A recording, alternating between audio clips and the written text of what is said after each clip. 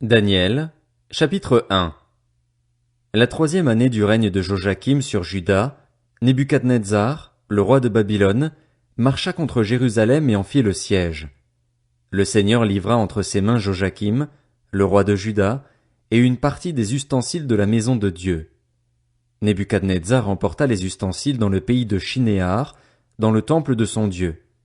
Il les mit dans la maison du trésor de son Dieu. Le roi donna l'ordre à Ashpenaz, le responsable de ses eunuques, de faire venir quelques Israélites de sang royal ou de famille noble.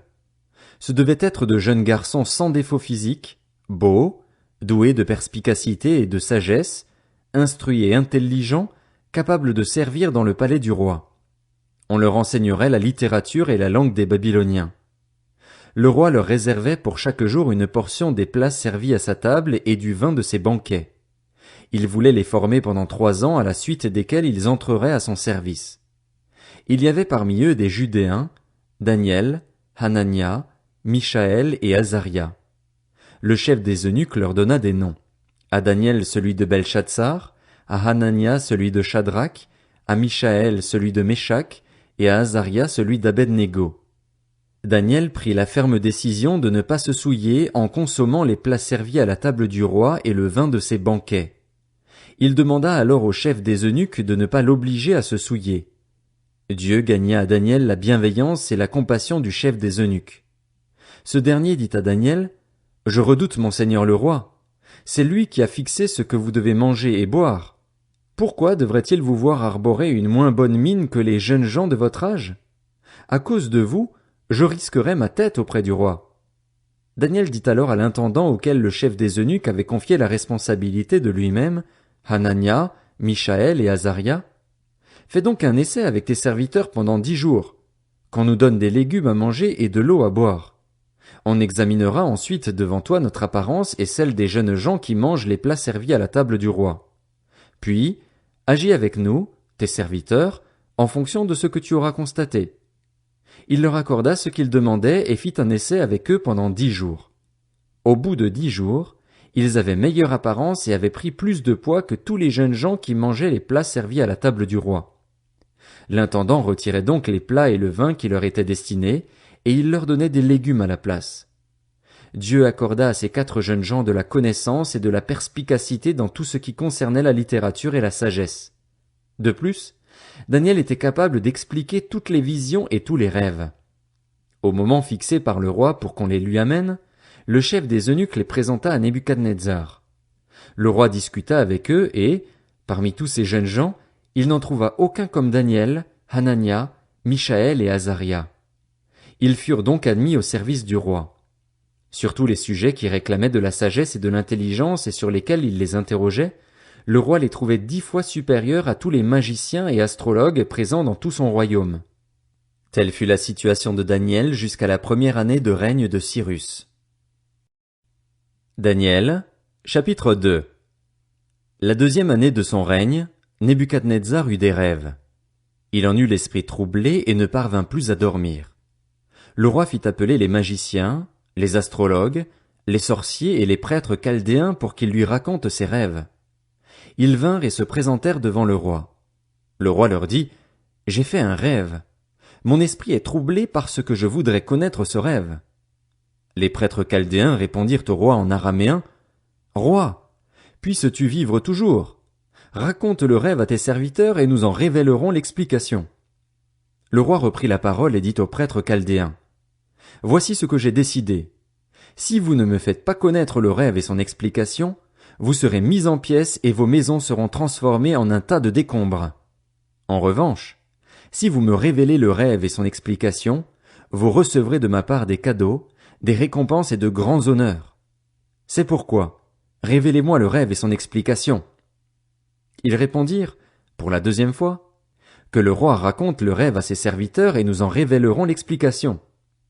Le roi reprit la parole et dit, « Je m'aperçois, en vérité, que vous cherchez à gagner du temps parce que vous voyez que ma décision est prise. Si donc vous ne me faites pas connaître le rêve, le même décret s'appliquera à vous tous. Vous vous êtes concertés pour me débiter des mensonges et des faussetés en attendant que les circonstances changent. C'est pourquoi, Dites-moi quel était le rêve et je saurai que vous êtes vraiment capable de m'en révéler l'explication. Les prêtres chaldéens répondirent au roi, il n'y a personne sur la terre qui puisse faire ce que demande le roi. C'est pourquoi jamais aucun roi, aussi grand et puissant qu'il ait été, n'a exigé une pareille chose d'un magicien, d'un astrologue ou d'un prêtre chaldéen. Ce que le roi demande est difficile. Il n'y a personne qui puisse faire une telle révélation au roi, mis à part les dieux. Or, il n'habite pas parmi les hommes. Cela mit le roi en colère. Il fut si irrité qu'il ordonna de faire mourir tous les sages de Babylone. Le décret ordonnant la mise à mort des sages fut proclamé et l'on recherchait aussi Daniel et ses compagnons pour les exécuter. Daniel s'adressa alors avec bon sens et tact à Arjoc, le responsable des gardes du roi qui était sorti pour mettre à mort les sages de Babylone. Prenant la parole, il dit à Arjoc, l'officier du roi, « Pourquoi le décret du roi est-il si sévère ?» Arjoc exposa la situation à Daniel. Celui-ci alla alors trouver le roi et lui demanda de lui accorder un délai pour lui révéler l'explication. Daniel rentra ensuite chez lui et exposa la situation à ses compagnons Anania, Michaël et Azaria. Il les invita à implorer la compassion du Dieu du ciel afin qu'on ne les fasse pas mourir, lui et ses compagnons, avec le reste des sages de Babylone. C'est alors que le secret fut révélé à Daniel dans une vision pendant la nuit. Il bénit le Dieu du ciel en disant « Que le nom de Dieu soit béni d'éternité en éternité. C'est à lui qu'appartiennent la sagesse et la force. C'est lui qui change les temps et les circonstances, qui renverse et établit les rois, qui donne la sagesse aux sages et la connaissance à ceux qui ont de l'intelligence. C'est lui qui dévoile ce qui est profondément enfui et caché, qui connaît ce qui est dans les ténèbres, et la lumière réside auprès de lui. Dieu de mes ancêtres, je te dis toute ma reconnaissance et ma louange parce que tu m'as donné la sagesse et la force, et parce que tu m'as fait connaître ce que nous t'avons demandé, parce que tu nous as fait connaître ce qui concerne le roi. » Après cela, Daniel alla trouver Arjoc, celui que le roi avait chargé de faire mourir les sages de Babylone. Il alla lui dire, « Ne fais pas mourir les sages de Babylone. Conduis-moi devant le roi et je lui révélerai l'explication. » Arjoc conduisit aussitôt Daniel devant le roi et lui dit, « J'ai trouvé parmi les exilés de Juda un homme qui fera connaître l'explication au roi. » Prenant la parole, le roi dit à Daniel, qu'on appelait Belchatsar, « Es-tu capable de me faire connaître le rêve que j'ai eu et son explication ?» Daniel fit cette réponse devant le roi. Ce que le roi demande est un secret que les sages, les astrologues, les magiciens et les devins ne sont pas capables de lui révéler. Cependant, il y a dans le ciel un Dieu qui dévoile les secrets et qui a fait connaître au roi Nebuchadnezzar ce qui arrivera dans l'avenir. Voici ton rêve et les visions que tu as eues sur ton lit. Sur ton lit, roi, tu as eu des pensées concernant ce qui arrivera par la suite, et celui qui dévoile les secrets t'a fait connaître ce qui arrivera. Si ce secret m'a été dévoilé, ce n'est pas parce qu'il y aurait en moi une sagesse supérieure à celle de tous les êtres vivants, mais c'est afin que l'explication te soit donnée, roi, et que tu connaisses ce qui trouble ton cœur. Roi, tu regardais et tu as vu une grande statue. Cette statue était immense et d'une splendeur extraordinaire. Elle était debout devant toi et son aspect était terrifiant. La tête de cette statue était en or pur, sa poitrine et ses bras en argent, son ventre et ses cuisses en bronze, ses jambes en fer, ses pieds en partie en fer et en partie en argile. Pendant que tu regardais, une pierre s'est détachée sans aucune intervention extérieure. Elle a frappé les pieds en fer et en argile de la statue et les a pulvérisés.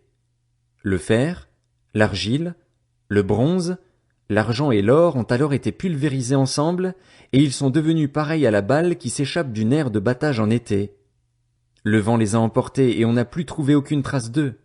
Quant à la pierre qui avait frappé la statue, elle est devenue une grande montagne et a rempli toute la terre. Voilà quel était le rêve. Nous en dirons l'explication devant le roi. Roi, tu es le roi des rois parce que le Dieu du ciel t'a donné la royauté, la puissance, la force et la gloire. Il a placé sous ta domination, où qu'ils habitent, les hommes, les bêtes sauvages et les oiseaux, et il t'a donné le pouvoir sur eux tous. La tête en or, c'est toi. Après toi surgira un autre royaume, inférieur au tien, puis un troisième royaume, qui sera en bronze et qui dominera sur toute la terre. Il y aura un quatrième royaume, solide comme du fer. En effet, le fer pulvérise et écrase tout. Tout comme le fer brise tout, il pulvérisera et écrasera les autres. Tu as vu les pieds et les orteils en partie en argile de potier et en partie en fer. De même, ce royaume sera divisé, mais il y aura en lui quelque chose de la force du fer, parce que tu as vu le fer mélangé à l'argile. Les doigts des pieds étaient en partie en fer et en partie en argile. De même, ce royaume sera en partie fort et en partie fragile. Tu as vu le fer mélangé à l'argile parce qu'ils feront des alliances toutes humaines. Cependant, ils ne seront pas vraiment unis l'un à l'autre, de même qu'on ne peut allier le fer à l'argile. À l'époque de ces rois, le Dieu du ciel fera surgir un royaume qui ne sera jamais détruit et qui ne passera pas sous la domination d'un autre peuple. Il pulvérisera tous ces royaumes-là et y mettra fin, tandis que lui-même subsistera éternellement. C'est ce qu'indique la pierre que tu as vue se détacher de la montagne sans aucune intervention extérieure et qui a pulvérisé le fer, le bronze, l'argile, l'argent et l'or. Le grand Dieu a fait connaître au roi ce qui doit arriver par la suite. Le rêve est vrai et son explication est digne de confiance. Alors le roi Nebuchadnezzar tomba le visage contre terre et se prosterna devant Daniel. Il ordonna qu'on offre des sacrifices et des parfums en son honneur. Le roi adressa la parole à Daniel et dit « C'est certain, c'est votre Dieu qui est le Dieu des dieux et le Seigneur des rois, et il dévoile les secrets, puisque tu as pu dévoiler celui-ci. » Ensuite le roi accorda une position élevée à Daniel et lui fit de nombreux et grands cadeaux. Il lui donna le commandement de toute la province de Babylone et le désigna chef suprême de tous les sages de Babylone. Daniel demanda au roi de confier l'administration de la province de Babylone à Shadrach, Meshach et Abed-Négo. Lui-même resta à la cour du roi. Daniel, chapitre 3. Le roi Nebuchadnezzar fit une statue en or, haute de 30 mètres et large de 3 mètres. Il la dressa dans la vallée de Dura, dans la province de Babylone. Le roi Nebuchadnezzar fit rassembler les administrateurs, les intendants, les gouverneurs, les conseillers, les trésoriers, les jurisconsultes, les juges et tous les magistrats des provinces pour qu'ils se rendent à la dédicace de la statue qu'il avait dressée. Alors les administrateurs, les intendants, les gouverneurs, les conseillers, les trésoriers, les jurisconsultes, les juges et tous les magistrats des provinces se rassemblèrent pour la dédicace de la statue que le roi Nebuchadnezzar avait dressée. Ils se tinrent debout devant la statue que Nebuchadnezzar avait dressée. Un héros cria à pleine voix « Voici ce qu'on vous ordonne, peuple, nation, hommes de toute langue. Au moment où vous entendrez le son de la trompette, de la flûte, de la guitare, de la petite et de la grande harpe, de la cornemuse et des instruments de musique de toutes sortes, vous vous prosternerez et vous adorerez la statue d'or que le roi Nebuchadnezzar a dressée. Si quelqu'un ne se prosterne pas et ne l'adore pas, il sera jeté à l'instant même au milieu d'une fournaise ardente. » C'est pourquoi, au moment où tous les peuples entendirent le son de la trompette, de la flûte, de la guitare, de la petite et de la grande harpe et des instruments de musique de toutes sortes, tous les peuples, les nations et les hommes de toutes langues se prosternèrent et adorèrent la statue en or que le roi Nebuchadnezzar avait dressée. À ce moment-là, profitant de l'occasion, quelques Babyloniens se présentèrent pour accuser les Juifs. Ils prirent la parole et dirent au roi Nebuchadnezzar, « Roi, puisses-tu vivre toujours?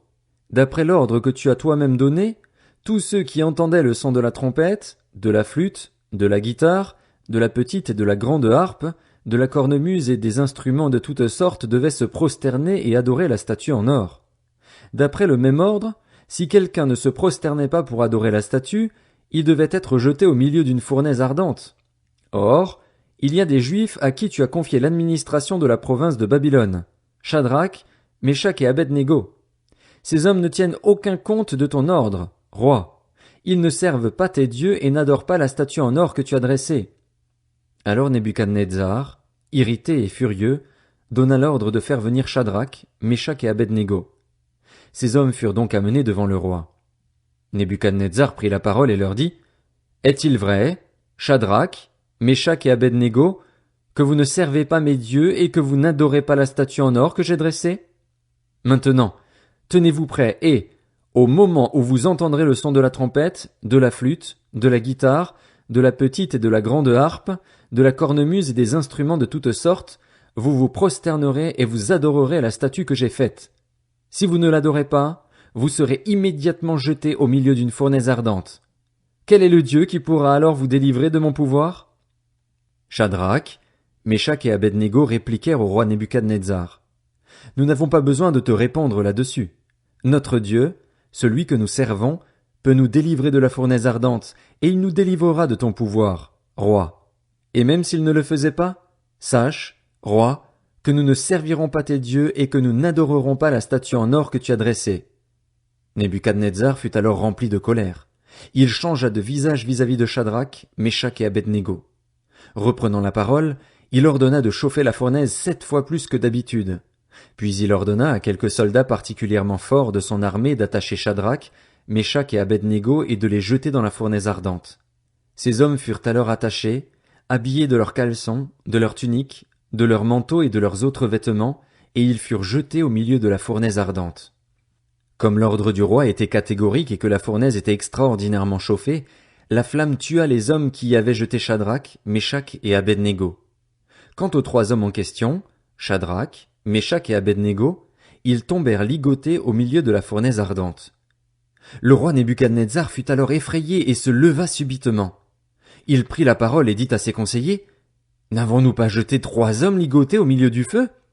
Ils répondirent au roi, « Certainement, roi. » Il reprit, « Eh bien, j'aperçois 4 hommes dépourvus de liens qui marchent au milieu du feu, porteurs d'aucune blessure, et le 4e ressemble à un fils des dieux. » Nebuchadnezzar s'approcha ensuite de l'entrée de la fournaise ardente et dit, « Shadrach, Meshach et Abed-Négo, serviteurs du Dieu Très-Haut, sortez et venez. » Shadrach, Meshach et Abed-Négo sortirent alors du milieu du feu.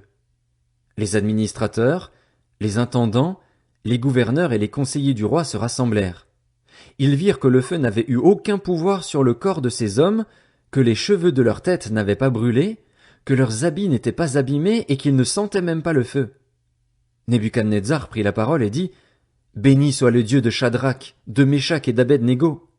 Il a envoyé son ange et a délivré ses serviteurs qui ont placé leur confiance en lui. Ils n'ont pas hésité à enfreindre l'ordre du roi et à risquer leur vie plutôt que de servir et d'adorer un autre Dieu que leur Dieu. Voici maintenant l'ordre que je donne. Si quelqu'un, quel que soit son peuple, sa nation et sa langue, parle de façon légère du Dieu de Shadrach, de Meshach et d'Abed-Négo, il sera mis en pièces et sa maison sera transformée en un tas de décombres. En effet, il n'y a aucun autre Dieu capable de délivrer comme lui. » Après cela, le roi fit prospérer Shadrach, Meshach et Abed-Négo dans la province de Babylone. Le roi Nebuchadnezzar adressa ce message aux hommes de tout peuple, toute nation et toute langue habitant tout l'empire. Que la paix vous soit donnée en abondance. Il m'a semblé bon de vous faire connaître les signes et les miracles que le Dieu Très-Haut a accomplis vis-à-vis de moi. Que ces signes sont grands, que ces miracles sont puissants. Son règne est un règne éternel et sa domination dure de génération en génération.